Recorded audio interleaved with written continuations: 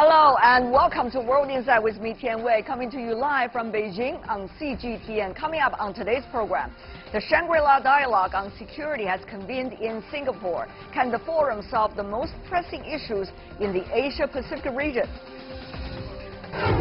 The Trump administration will place metal tariffs on Canada, Mexico, and the EU. Why does the U.S. apparently want to risk a trade war with its closest allies?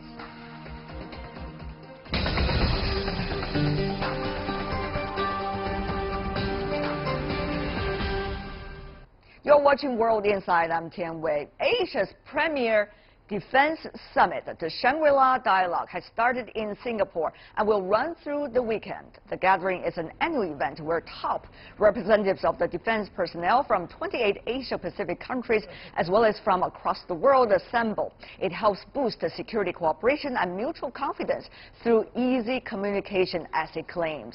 Security in the Asia-Pacific region and the Korean Peninsula denuclearization issue will be the prime topics for discussion this year. The forum also includes other topics like anti-terrorism, future conflicts, and emerging technologies in the field. Indian Prime Minister Narendra Modi called for cooperation of Indo-Pacific region in his keynote speech at the opening of the Shangri-La Dialogue. And we have been through the devastation of war and the hope of peace. We have seen the limits of power, and we have seen the fruits of cooperation. This world is at a crossroad. There are temptations of the worst lessons of history, but there is also a path of wisdom. It summons us to a higher purpose. It rises about a narrow view of our interests and recognize that each of us can serve our interests better when we work together as equals in the larger good of all nations. I am here to urge all to take this path.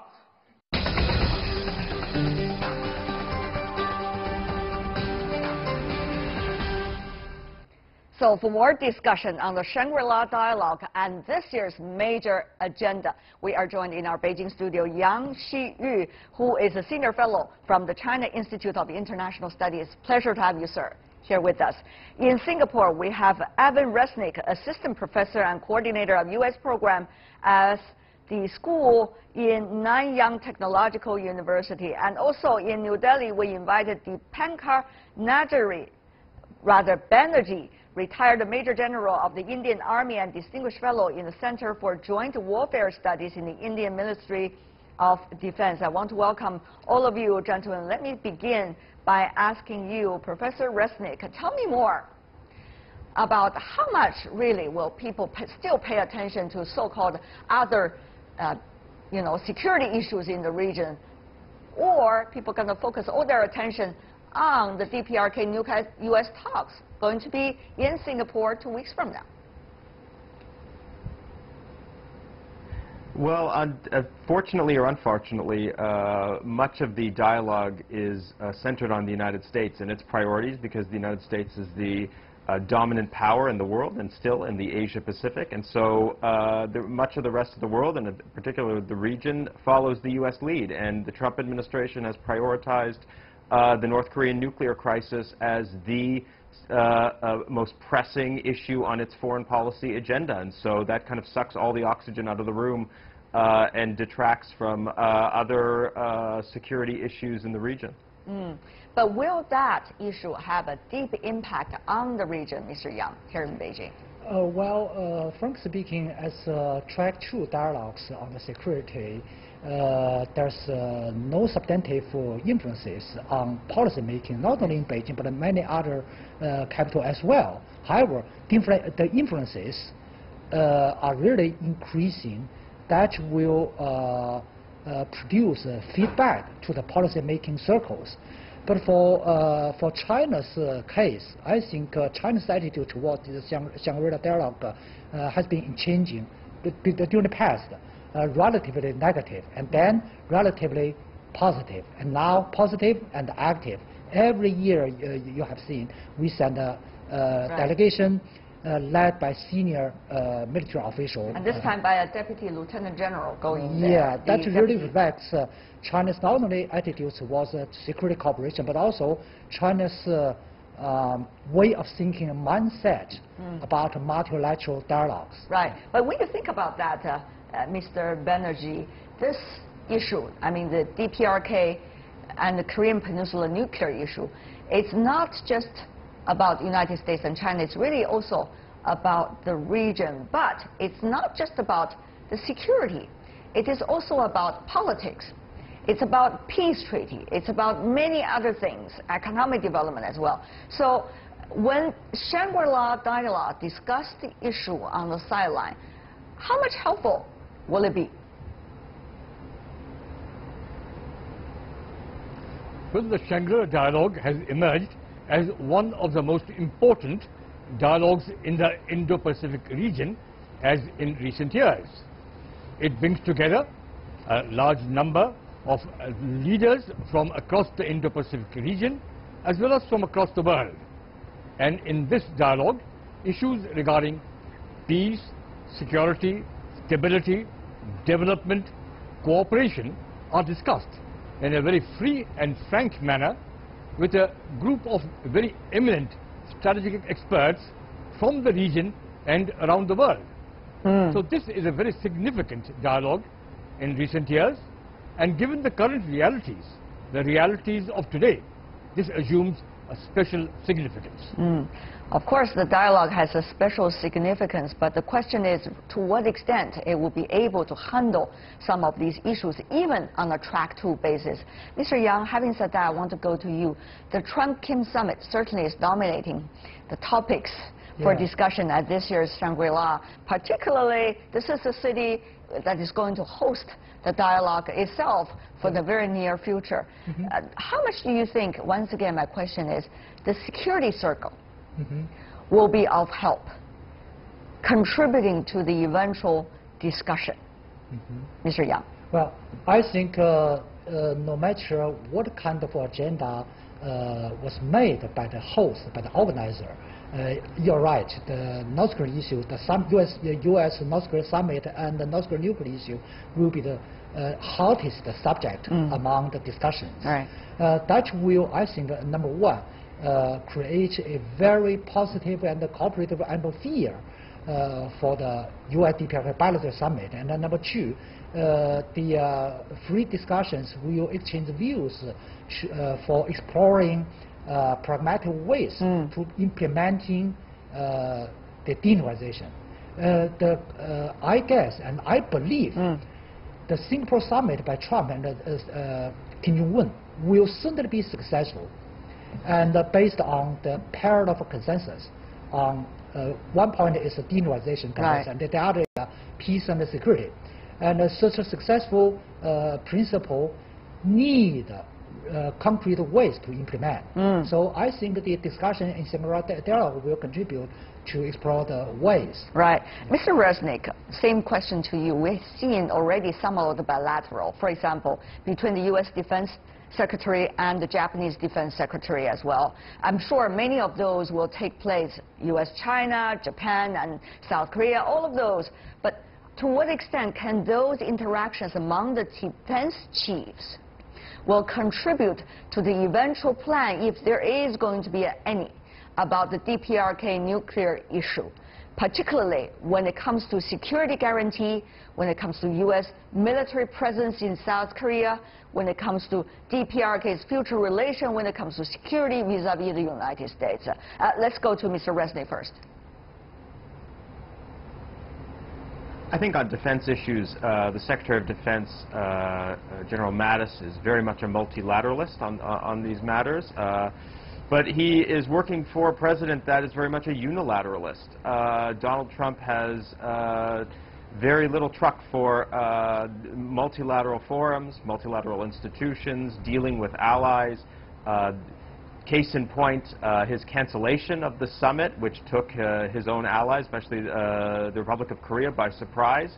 He doesn't feel very beholden to these long-standing American defense partners. And so this is very much a unilateral administration in orientation, and so I don't anticipate that it will be, the White House will be listening very much, even to friendly countries, let alone adversaries. So it's very much going to be doing this on its own, and everyone else is basically along for the ride. Well, Mr. Rosnick, actually you could say the same thing about many of the issues that you've ever discussed at the Shangri-La Dialogue or other dialogues and initiatives. But the question is, even if the White House is not listening, others are still going to voice their opinions. And that is exactly what we're talking about here. Therefore, I go to you, Mr. Banerjee, about that. I mean, India, even though it's not any member of the six-party talks, it is not necessarily involved in the South China Sea much either, but India, as an important player in the region, your sense about where India stands in terms of the DPRK nuclear issue?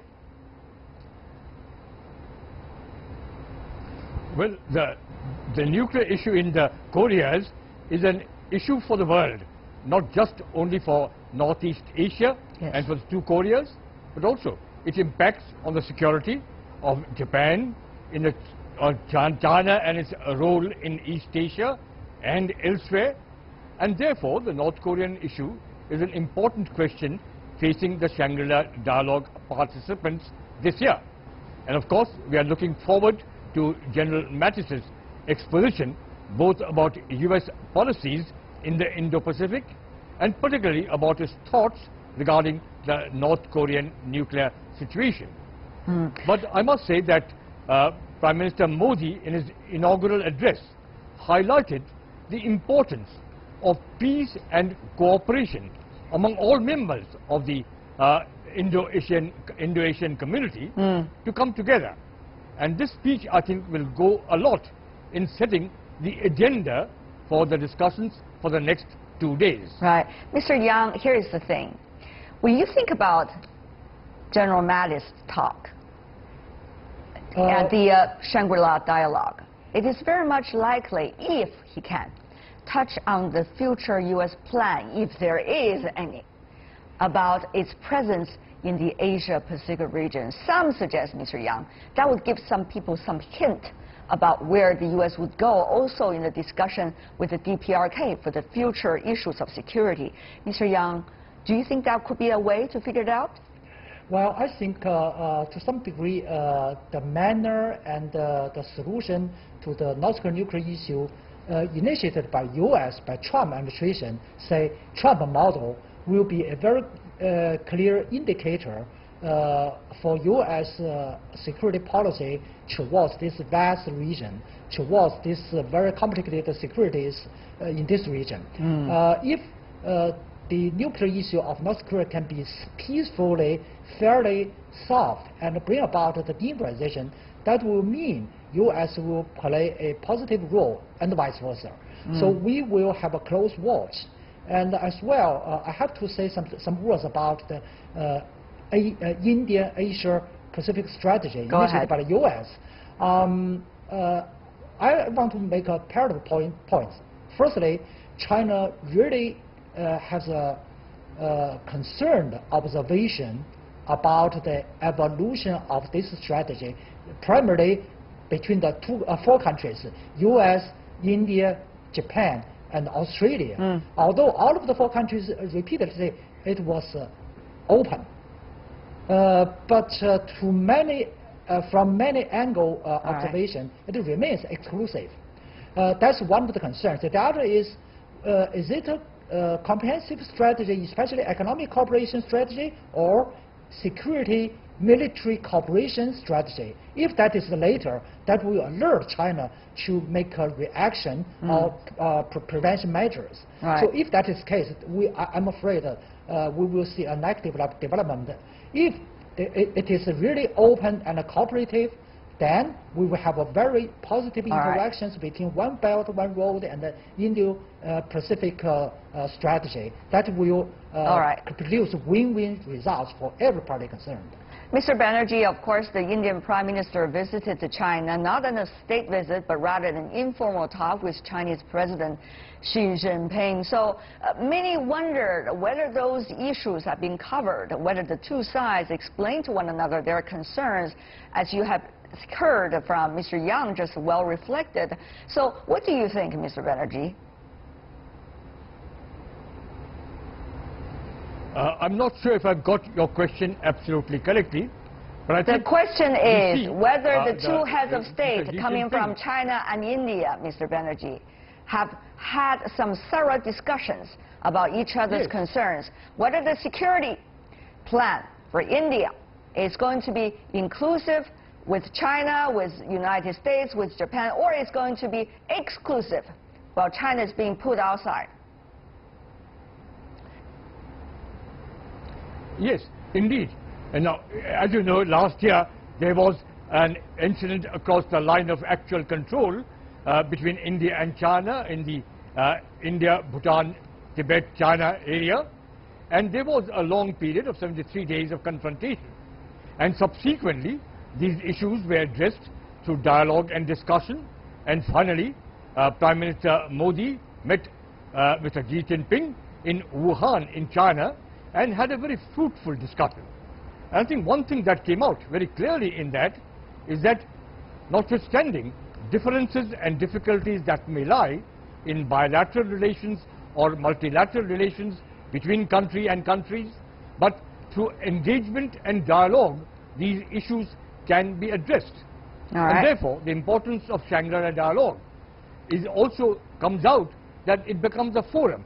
Not only do the leaders there speak from the main podium and give keynote addresses, but they also meet behind the scenes.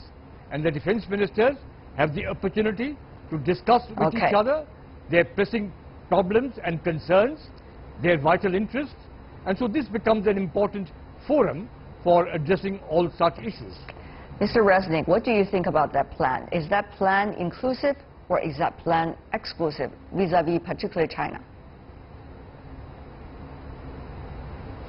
Well, I think that the bottom line is that China is a rising great power. It is causing Mr. Resnick. It's causing a considerable amount of discomfort on the part of China's rise is causing a considerable amount of discomfort among its neighbors in the region, and so India has warmed up to the United States in recent years, particularly since the George Bush administration. Relations have improved considerably. Defense cooperation has blossomed, and I think that's largely just a reflection of growing trepidation on the part of Delhi about China's rise and a U.S. eagerness to court yet another strategic partner in the region to help hem in a growing China. Right. People could always argue about different kinds of strategic plans that has been set earlier. But Mr. Yang, before we go, running out of time right now, that is, we have a Trump administration in the White House, and that is an administration very much different from the earlier ones, even though the members of the administration could continue with the traditional lines of policies of the U.S. government, but the president himself has a big say in where the direction will be. So what do you make of that factor in terms of all the so-called previous U.S. strategic plans in the Asia-Pacific region? Well, I think up to now, Trump administration hasn't put up a matured strategy towards this complicated region. Their strategy, say Indo-Pacific strategy, remain in evolution. So we will have a close watch. And you're right, this is a very unique president, but he has to serve for their national interests. The Chinese national interest and the American national interest actually is not in confrontational manner. So in the general, the cooperation will be the mainstream from between the two countries. All right. Yang Xiyu, Evan Resnick, and Dipankar Banerjee, thank you so much, gentlemen, for being with us. Really appreciate it.